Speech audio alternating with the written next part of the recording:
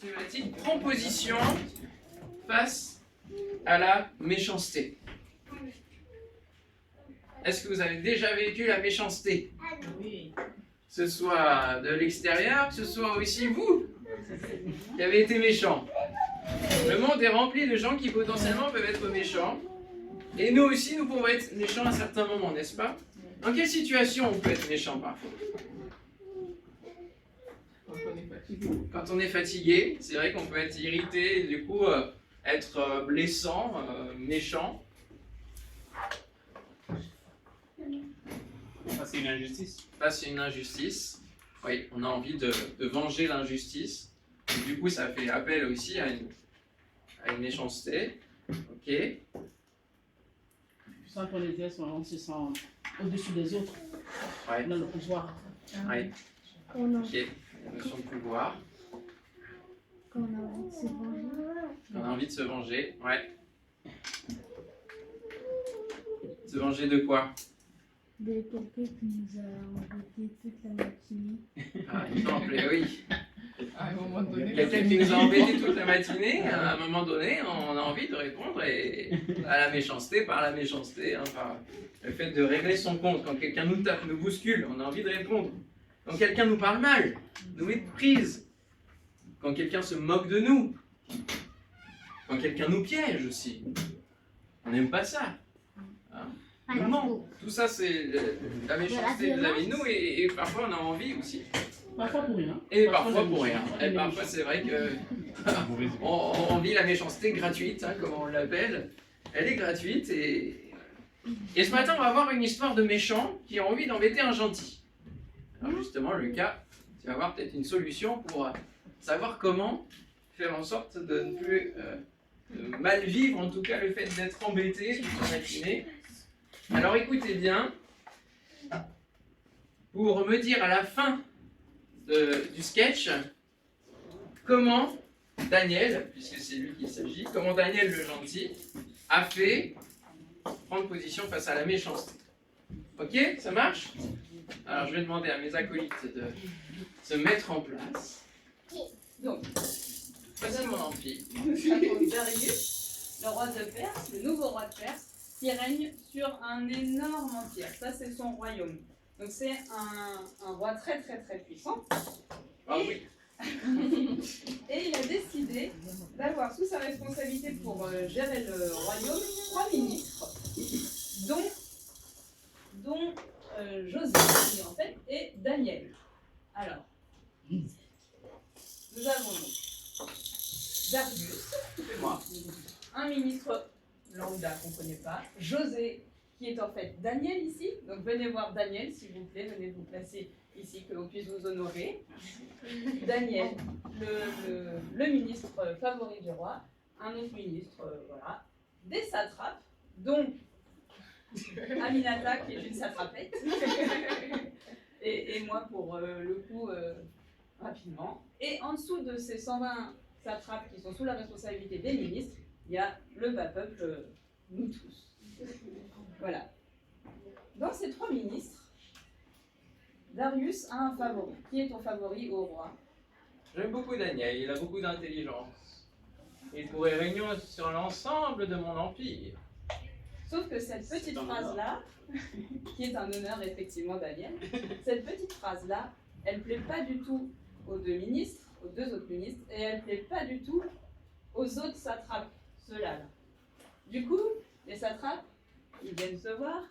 Bon, écoute, là, on a un souci. Daniel, dégage, parce que là, vraiment, il faut qu'on place... Non mais dégage pas là, parce que nous, c'est des lions.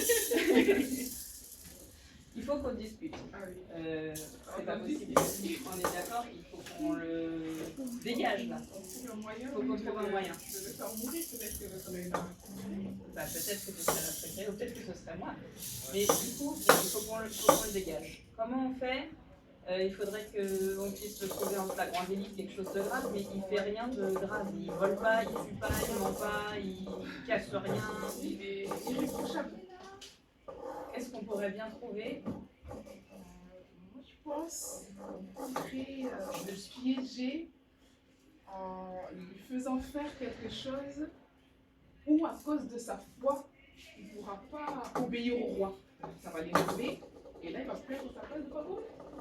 Donc, ce qu'il faudrait par exemple, c'est que on trouve le moyen que Il ne puisse pas obéir au roi. on va demander au roi de signer un truc, un décret par exemple. Merci le lion. qui fait une loi. Attends, vas-y, j'ai une idée. On va aller voir le roi et on va lui dicter. On va lui dire que c'est tout le royaume qui voudrait ça. Bonne idée.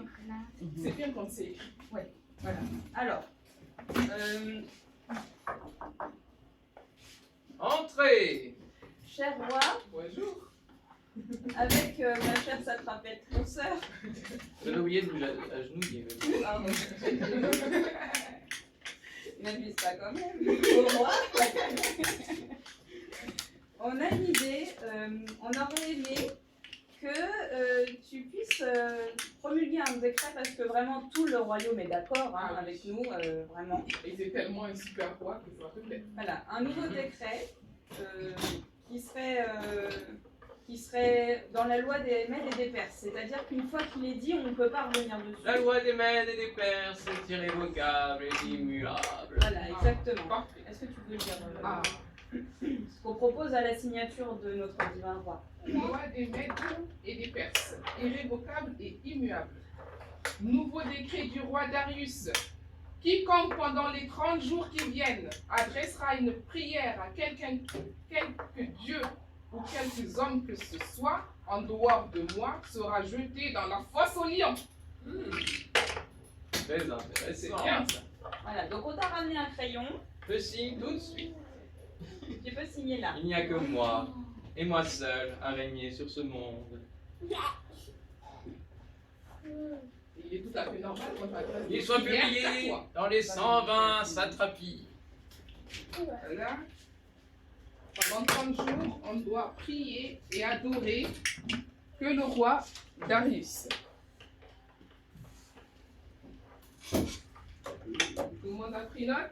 Face à ce nouveau décret, Daniel va dans sa chambre, chez lui, et fait comme d'habitude. C'est-à-dire qu'il va prier, même si la fenêtre est ouverte, même si ses voisins peuvent l'entendre, et il va prier son Dieu. Il va le remercier, il va lui parler de ses besoins, de ses problèmes, et il fait comme d'habitude, parce qu'il n'y a aucune raison que cette loi-là l'empêche de parler à son Dieu.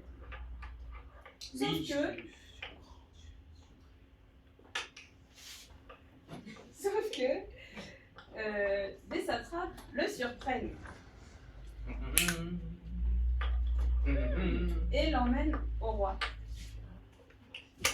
J'arrive, satrapette. Daniel, qu'est-ce que tu fais? Je suis en train de prier mon Dieu. Et à bah. Jérusalem, c'est le grand Dieu. Je crois qu'il y a le roi qui voudrait te voir. Il t'aime tellement. Non mais c'est surtout que tu fais des bêtises, c'est pas du tout dans le décret. Viens là, allez. Que l'on m'adore, que l'on m'adore. Et je fais de mal.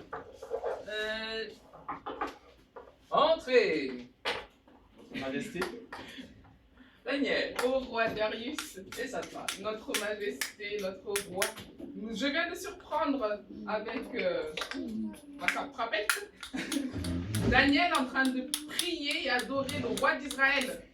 Or que le décret a bien dit, si je ne me trompe pas, que pendant les 30 prochains jours, on doit prier et adorer aucun autre roi.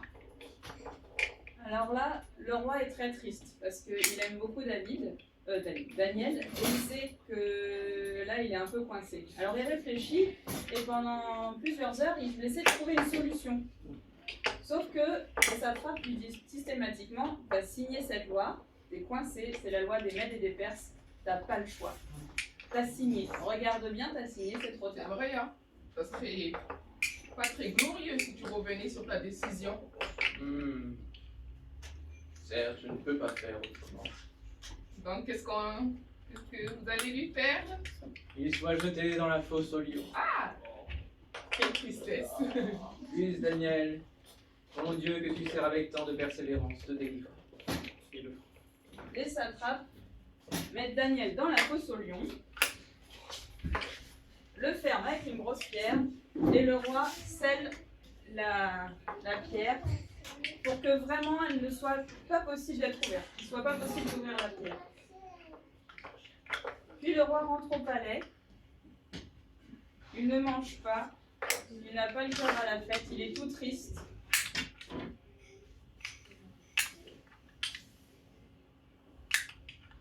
Comment vais-je faire?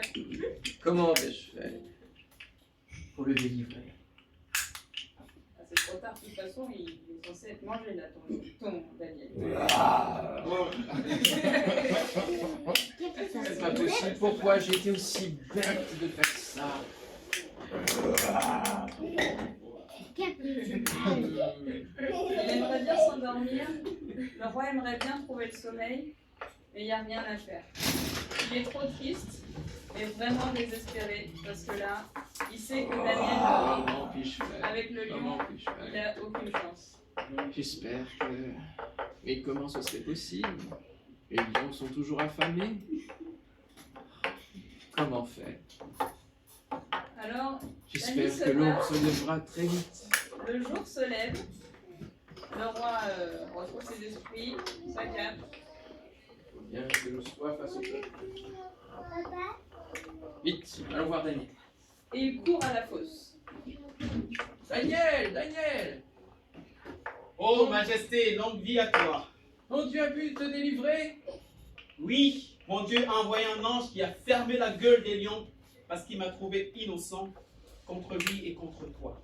Je n'ai donc rien fait de mal et je suis encore en vie. Yes! Le roi est dans la joie, il fait sortir Daniel de la fosse. Allez, sors! Hey, je suis tellement heureux de te revoir. Majesté. Effectivement, Daniel n'a absolument aucune blessure et il a eu une pleine confiance en son Dieu. Alors le roi ordonne Ils sont où les satrapes? Qu'on les attrape? Et Attrapez-les! Et mettez-les dans la fosse,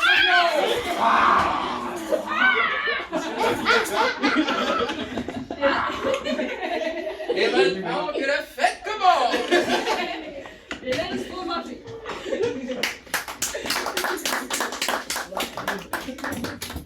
Daniel, tu prospéreras pendant toute ma vie, mon règne. avec plaisir. Chère Majesté. Amen. Et maintenant, je promulgue un nouveau décret, celui-là. Celui qui veut en faire quelque chose, qu'il en fasse quelque chose. Et maintenant, je déclare que toute personne qui n'adore pas le Dieu de Daniel ne mérite pas de vivre. Que tous les peuples, toutes langues de ce monde puissent adorer le Dieu de Daniel qui a su le délivrer de la fosse au lion. Et voilà. Amen. Alors, comment Daniel il a fait pour prendre position face aux méchants satrapes? Qu'est-ce qu'il a fait? Il a continué à obéir à Dieu. Il a continué, il a persévéré à obéir à son Dieu. Pourtant, il était en danger. Parce que c'est justement ça qu'il fallait pas faire. Il a eu confiance en lui. Il avait confiance en Dieu. Ah oui, la couronne. Mon fils me succède, bien sûr.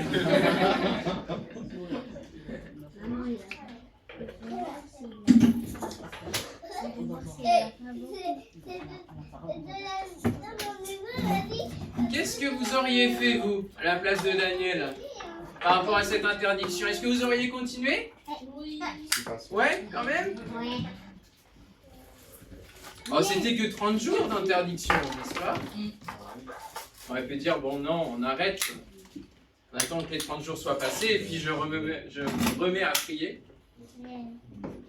Alors, on a voulu s'enfuir, hein. Mais bon, s'enfuir dans un pays où on est en captivité, c'est un peu compliqué, même si c'est faisable, mais c'est quand même autant dangereux finalement que l'interdiction. Et donc, il nous est dit, lorsque Daniel sut que le décret était écrit, il se retira dans sa maison, les fenêtres de la chambre supérieure étaient ouvertes dans la direction de Jérusalem, et 3 fois le jour, il se mettait à genoux, il priait, louait son Dieu comme il le faisait auparavant. Voilà ce qu'il a fait pour faire face aux méchants. Je veux dire, mais à quoi ça va servir la prière face aux méchants? Ils sont toujours méchants, ils sont toujours là à m'embêter. À quoi ça sert que Daniel aille vers son Dieu le prier? Cela n'a pas empêché qu'il soit malmené par les méchants satrapes, mais son refuge mental, spirituel, était en Dieu. Et c'est ça qu'il faut retenir. C'est que le refuge, quand il y a la méchanceté, quand la méchanceté frappe à ta porte et menace avec des lions, eh bien, va te réfugier en Dieu. Va te réfugier dans la prière. Et c'est pas forcément aller à un endroit. Là, il a pu aller dans sa maison et prier de manière physique. Il s'est positionné en direction de Jérusalem. Mais ça peut être simplement dans ta tête, alors que la méchanceté et que les autres t'embêtent, de te mettre à prier dans ta tête en disant « Seigneur, j'ai besoin que tu me délivres. J'ai besoin de toi. J'ai besoin que les autres, les méchants, puissent s'en aller loin de moi. Aide-moi, Seigneur. » Et il va nous donner la protection divine dans la pire des situations. Alors, je vous fais un vrai faux sur Daniel. Ok? Attention, vous écoutez bien et vous me répondez si c'est vrai ou si c'est faux. Est-ce que Daniel a préparé une riposte? Sa riposte? Non. Une riposte, c'est une réponse voilà, à la méchanceté, par la méchanceté. Il a répondu non. Est-ce qu'il a utilisé le super pouvoir qui est la prière?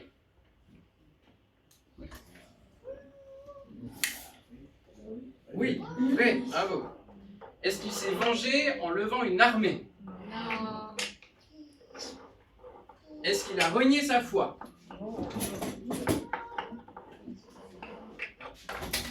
Ça veut dire est-ce qu'il a arrêté de croire, hein? Est-ce qu'il a dit, bon, finalement, je vais croire et je vais adorer Darius? Non. Est-ce qu'il était ami avec le roi Darius? Attention, là, il y en a qui soufflent. Attention, la Fossolio est pas loin. Est-ce qu'il a empoisonné ses ennemis? Non. Non. J'ai jamais fait ça. Et est-ce qu'il a hypnotisé les lions? Non. Non. Ok. Bravo. Vous avez plutôt pas mal répondu. Alors. Les lions, faut pas que ça nous fasse trop peur non plus, hein, parce que on a aussi le lion de Juda. J'ai plusieurs dessins différents, différents niveaux, mais différentes. Je veux voir. Hop. Donc, je vous laisse choisir. Et puis je vais vous parler de 4 pensées différentes sur ce texte de Daniel 6, pendant que les uns et les autres vous pouvez dessiner. Des belles têtes de lion,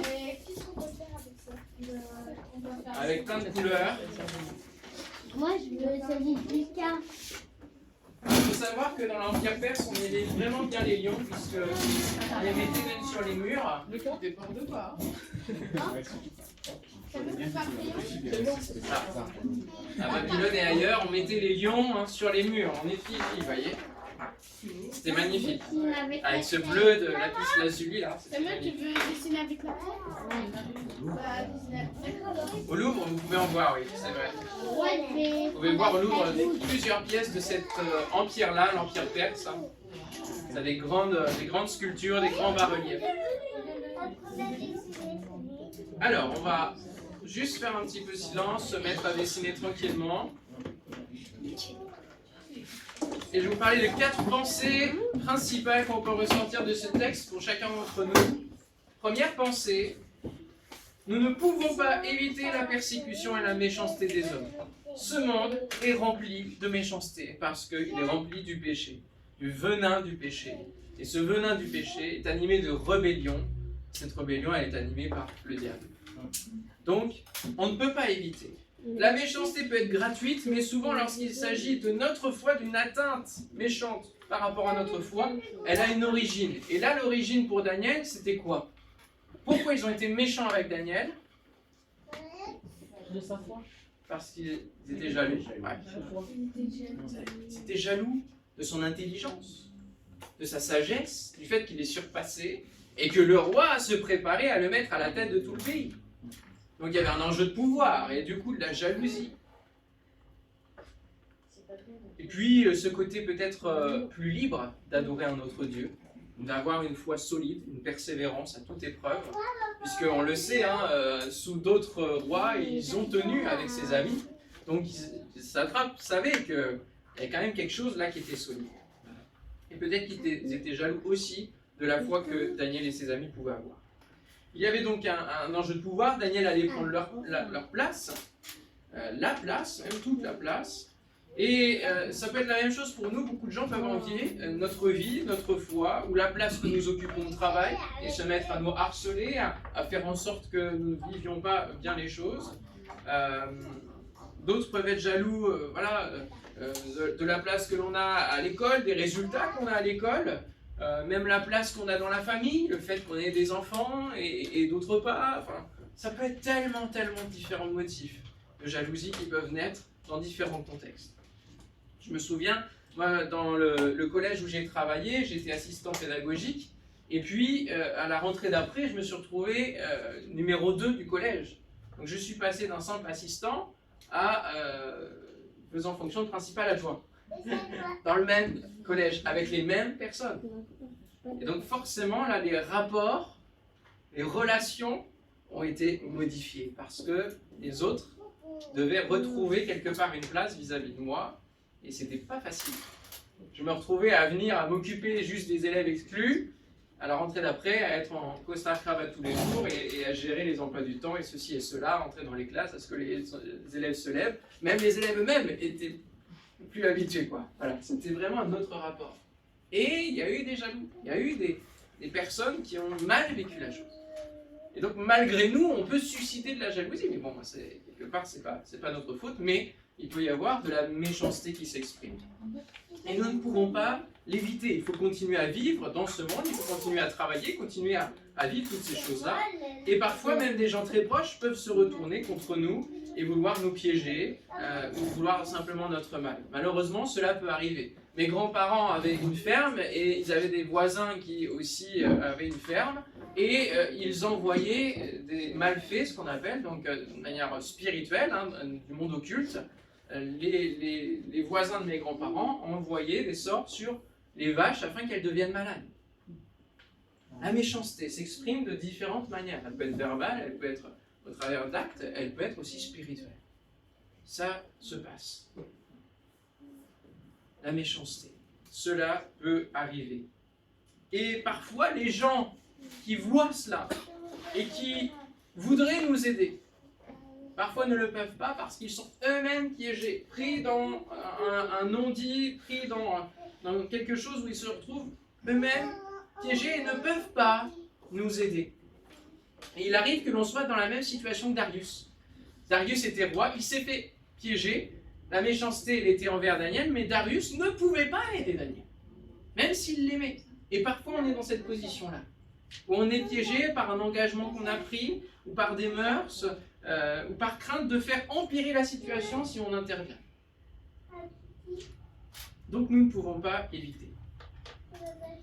Pensée numéro 2, quand il n'y a pas de temple, eh bien il y a ta maison, ta vie qui est un temple.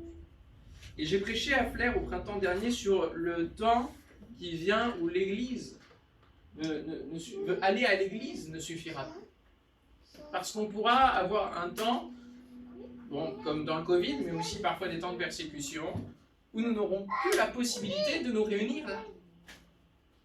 Que ce soit dans un hôtel, dans les bâtiments d'église, peu importe. Mais on n'aura plus cette possibilité-là. Ça peut venir.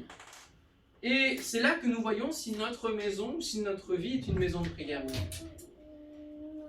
Et il est important de se rappeler que Daniel est celui qui priait au moment de la difficulté, quand le décret est sorti, mais il nous est précisé qu'il y allait 3 fois par jour, comme auparavant, c'est-à-dire comme habituellement.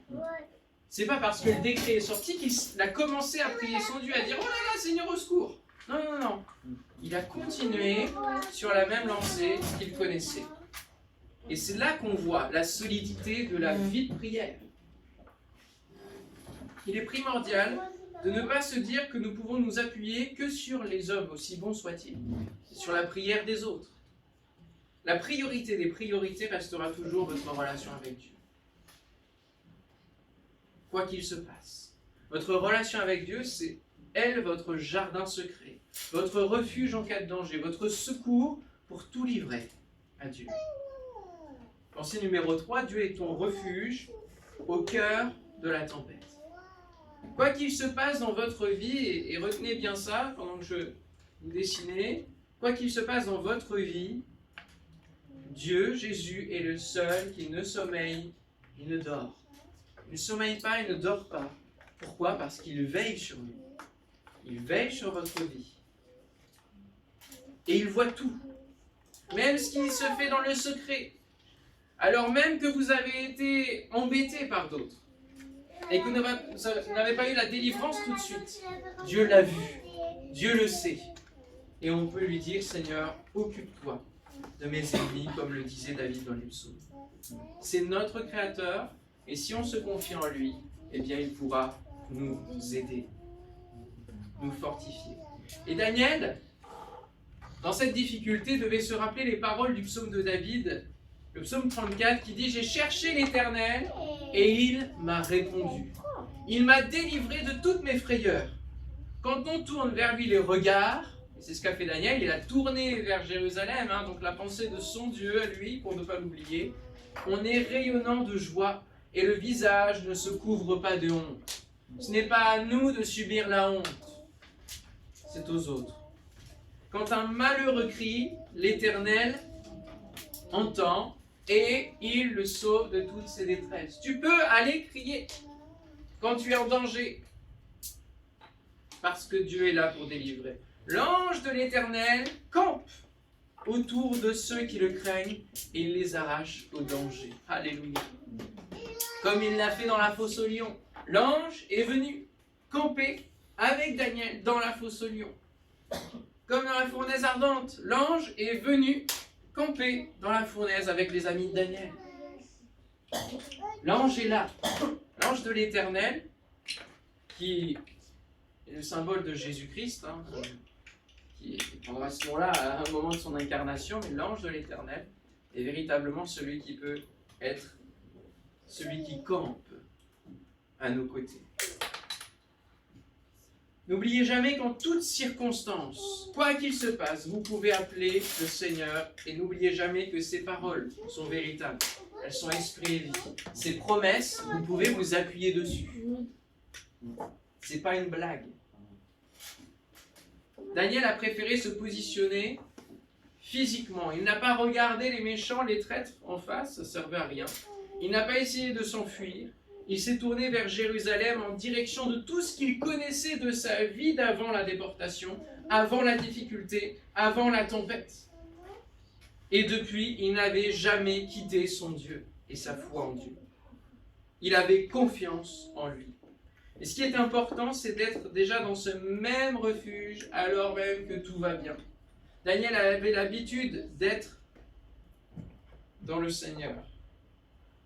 Et c'est pourquoi il n'a pas craint lorsque la difficulté est arrivée.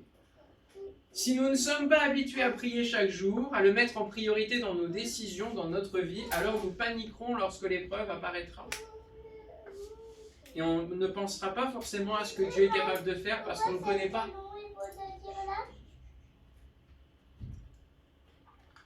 Quatrième pensée, la persévérance est une clé pour arriver au ciel. À 2 reprises, la persévérance de Daniel, ce critère-là, est souligné par le roi lui-même, le roi Darius. Darius aime Daniel, il connaît son intelligence, sa sagesse pour interpréter les rêves, pour gérer un royaume, etc. Mais il sait aussi qu'il sert Dieu avec persévérance. Ce n'est pas caché. Et ce roi-là souligne cette persévérance à adorer son Dieu.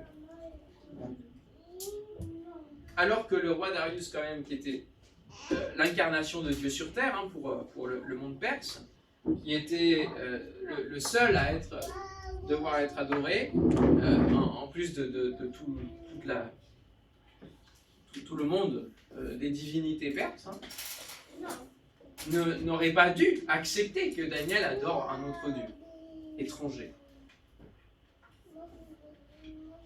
Et Jésus nous dit, ça fait écho à Matthieu 10, 22, « Vous serez haïs de tous à cause de mon nom, mais celui qui persévérera jusqu'à Dans la fin. la fin sera sauvé. Pourquoi tu persévères alors que tu peux attendre 30 jours? Pourquoi tu persévères? Parce que je veux être sauvé. Peut-être qu'on voudra, dans quelques temps, et c'est ce que l'Apocalypse nous dit, vous imposer d'adorer une bête, une image. Ça, c'est très important parce que ça nous concerne dans les temps à venir. On nous amène petit à petit, quand je dis on, c'est le monde, hein, c'est l'esprit du monde. Il n'y a pas de complot derrière tout cela. C'est écrit, c'est dans l'Apocalypse, chapitre 14. On va nous amener à adorer une bête et une image qui représente tout l'esprit du mal bien déguisé pour qu'on ait envie de l'adorer et qu'on n'ait pas d'autre choix que de l'adorer pour pouvoir continuer à vivre sur cette terre. Et à ce moment-là, il ne s'agira pas d'hésiter, il s'agira de persévérer. Un troisième ange les suivit, proclamant d'une voix forte: celui qui adore la bête et son image et qui accepte de recevoir sa marque sur le front et sur la main devra aussi boire du vin de la fureur de Dieu. Ce vin lui sera versé pur dans la coupe de la colère divine, et il souffrira des tourments dans le feu et le soufre devant les saints anges et devant l'agneau. Parce que oui, il y a une conséquence à adorer d'autres dieux. C'est que ça attise la jalousie de Dieu, ça attise la colère de Dieu. La fumée de leur tourment s'élèvera à perpétuité. Quiconque adore la bête et son image, quiconque accepte la marque de son nom ne connaîtra aucun repos ni de jour ni de nuit. C'est là que les membres du peuple de Dieu, donc nous tous, hein, ceux qui obéissent au commandement de Dieu, et voilà la persévérance, c'est d'obéir au commandement de Dieu, c'est être attaché au commandement de Dieu, c'est-à-dire être attaché à la parole de Dieu. Dans notre vie, qu'elle soit fondatrice de qui l'on est, et vivre donc selon la foi en Jésus, c'est là qu'ils doivent faire preuve d'endurance. Amen. Alors j'ai réfléchi, mais j'ai cette image qui me vient, hein, l'endurance. Je me souviens quand vous avez des courses d'endurance, la notion d'endurance pendant le sport, où on doit apprendre au fur et à mesure à savoir courir longtemps, de longues distances. Ça se fait pas comme ça en un claquement de doigts en disant ça y est j'y vais et puis je peux courir 40 km d'un coup. Non, ça demande un entraînement. Un entraînement où on va ajouter kilomètre après kilomètre. Et alors on va entraîner notre endurance. Et dans notre vie chrétienne, si on va dans la prière tous les jours, si on va au contact de la parole tous les jours, alors on entraîne notre endurance spirituelle. Et on va pouvoir tenir lorsqu'il faudra tenir longtemps. Lorsqu'il y aura une carence spirituelle qui fait qu'on ne pourra pas forcément être ensemble et se fortifier par des paroles les uns envers les autres. Quand la pression est tellement forte dans un temps d'épreuve, peut-être personnel, qu'on n'a plus envie de prier, si on a travaillé notre endurance spirituelle, alors on continuera de tenir. Amen. Persévérerez-vous? Ou direz-vous, faisons pause avec Dieu le temps que l'orage passe? 30 jours à attendre, ce n'est pas grand-chose. C'est vrai, quand on y pense, 30 jours, ça passe vite un mois, n'est-ce pas? Un mois, ça passe hyper rapidement. Donc on pourrait se dire qu'on fait des concessions. Mais quand on voit toutes les épreuves que Daniel et ses amis ont traversées, il n'y a pas eu de concession possible. Parce que c'est pendant peut-être le temps d'épreuve que Jésus viendra nous chercher. C'est peut-être au moment où on nous soumettra, on voudra nous soumettre à la bête et à son image, à cette adoration générale, mondiale, que Jésus viendra nous chercher. Et il viendra chercher des gens qui ont les yeux tournés vers lui, et non pas tournés vers le monde, à hésiter et à être dans se dire, est-ce que je fais un compromis ou pas? Amen. Donc soyons prêts et positionnons-nous dès aujourd'hui vers le Seigneur. Et donc je vais vous donner, avec l'équipe pastorale, l'occasion d'entraîner votre endurance pendant toute la semaine qui vient. puisque nous entrons dans une semaine de prière, de jeûne, divers et variés selon ce que le Seigneur vous met à cœur. Une semaine de jeûne, on va parler de positionnement. Alors j'avais plus d'encre dans mon imprimante, donc je n'ai que 5 livrets. Pour ceux qui les utilisent vraiment, vous pourrez les prendre. Pour ceux qui les remplissent à la main, sinon je vous les mis sur WhatsApp en numérique. Vous pouvez aussi l'imprimer si vous avez une imprimante chez vous. Mais en tout cas, vous avez plusieurs jours avec différentes méditations chaque jour sur cette dimension du positionnement. Je crois vraiment qu'on avance et depuis le Covid, je le ressens vraiment et comme d'autres, on est entré dans une nouvelle ère dans notre monde. Il y a vraiment plein de choses qui se sont modifiées et nos habitudes de vie se sont modifiées et se modifient encore et vont encore se modifier avec l'intelligence artificielle, avec tout cela. Notre monde va être bouleversé. Et il faut dès maintenant que nous soyons positionnés pour tenir bon. Parce que ce sont des vagues de tempête qui viennent sur nos vies. Et donc si on veut tenir bon, il faut être accroché, il faut être positionné. Amen. Ça marche? On prie le Seigneur ensemble? Alléluia. Seigneur, nous te bénissons pour l'exemple de Daniel.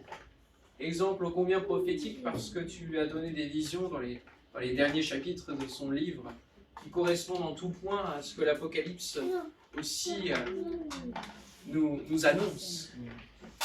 Et Seigneur, nous voulons être prêts et mettre ce texte de Daniel, l'expérience de Daniel, dans nos vies afin que nous puissions nous positionner.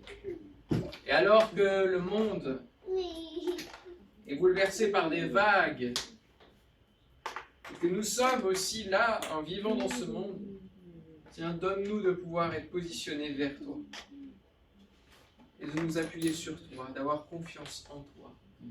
Donne-nous d'exercer notre endurance, Seigneur, tout au long de la semaine et bien sûr après. Seigneur, donne-nous de nous repositionner. Peut-être que parmi nous, voilà, on a besoin les uns les autres tous pour notre part. Peut-être que certains se disent, là, j'ai vraiment besoin de me repositionner. Eh bien, ce matin, mon frère, ma soeur, prends cet engagement de mon Dieu pendant ce temps de prière. Et tu auras l'occasion aussi de le prendre au travers du livret de prière. Prends cet engagement de te positionner, de tenir ferme, quoi qu'il en coûte, quoi qu'il arrive. Nos frères et sœurs dans le monde qui sont dans des périodes de persécution, où la foi est interdite, où le chrétien est interdit de vivre, ils tiennent. Ils tiennent pas pour leur gloire. Ils tiennent pas juste pour dire « je serai un martyr ». Non, non, ils tiennent parce qu'ils veulent être en Dieu. Ils veulent honorer leur Dieu. Et Seigneur, ce matin, donne-nous de nous positionner, non pas pour sauver notre peau et avoir l'éternité, mais donne-nous de nous positionner en toi parce que nous t'aimons, Seigneur. Parce que nous t'aimons. Alléluia. Et si Daniel a pu tenir comme cela, même si le mot n'y est pas, mais il t'aimait. Il t'aimait et c'est pour cela qu'il tenait bon. Et qu'il persévérera jusqu'à la fin. Merci Seigneur, de ce que tu bénis chacun d'entre nous. Je te prie d'ancrer, Seigneur, ces paroles qui ont été entendues de toutes les oreilles, afin que dans chaque circonstance où la méchanceté frappera à notre porte, Seigneur, nous ayons le même réflexe de prière que Daniel. Nous puissions dire, Seigneur, viens me secourir, Seigneur, viens à mon secours. Seigneur, je veux te louer, je veux te prier et t'adorer. Alléluia. Parce que jamais tu ne m'abandonnes, Seigneur. Que ton nom soit béni, Jésus. Amen. Amen. Je vous propose qu'on puisse chanter ce chant justement, jamais tu ne m'abandonnes. Je ne sais pas si vous le connaissez, je pense qu'on ne l'a jamais chanté. Mais dans le calme ou la tempête, jamais tu ne m'abandonnes. Alléluia.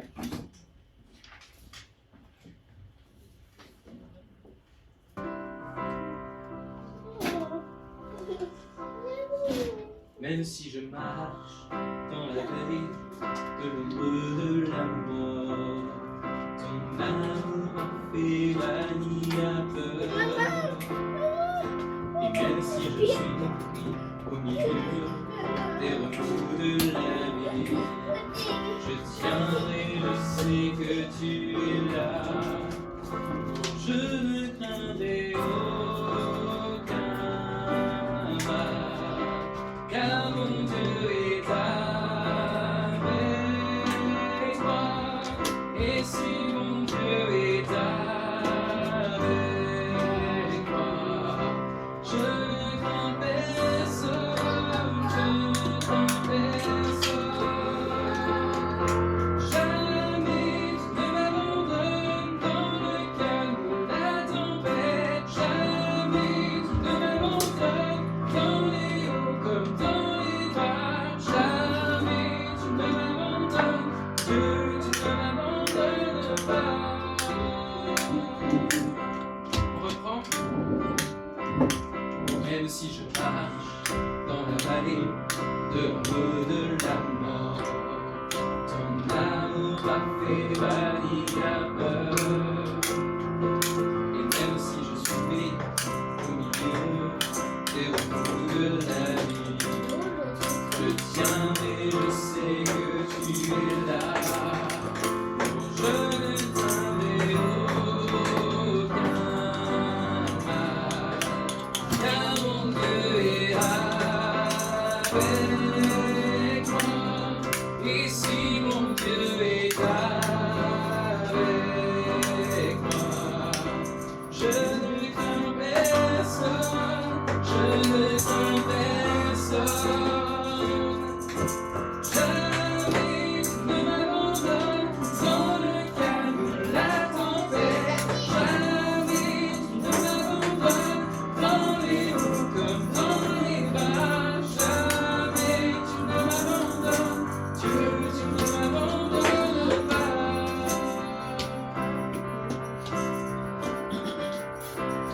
Et je vois une lumière, elle apparaît à celui qui tient bon. Une lumière d'un état sans pareil. Alors viendra la fin de ces tourments, mais jusqu'à ce grand jour, nous voulons te connaître ici-bas. Non, je ne craindrai aucun mal, car mon Dieu est avec moi. Et si mon Dieu est avec moi, je ne crains personne, je ne crains personne. Jamais, jamais tu ne m'abandonnes dans le calme ou la tempête. Jamais tu ne m'abandonnes dans les hauts comme dans les bas. Jamais tu ne m'abandonnes, Dieu, tu ne m'abandonnes pas.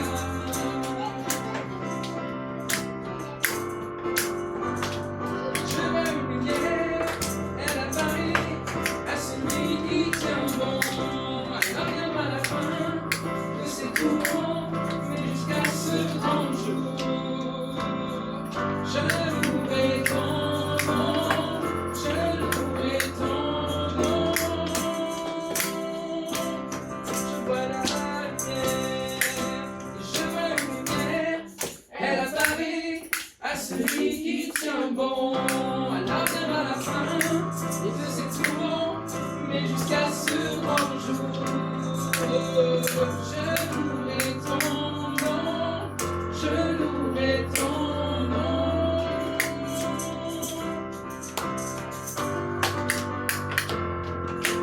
Jamais tu ne m'abandonnes dans le calme, la tempête. Jamais tu ne m'abandonnes dans les hauts comme dans les bas. Jamais tu ne m'abandonnes, Dieu, tu ne m'abandonnes pas. Jamais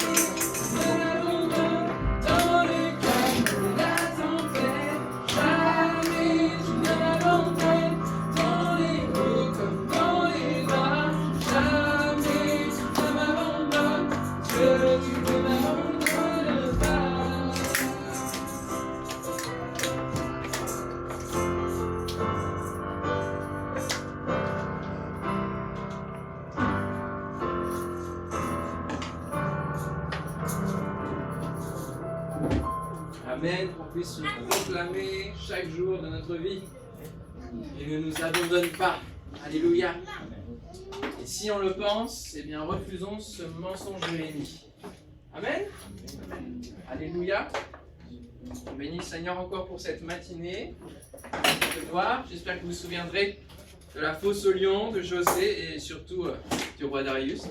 C'est lui qu'il faut retenir.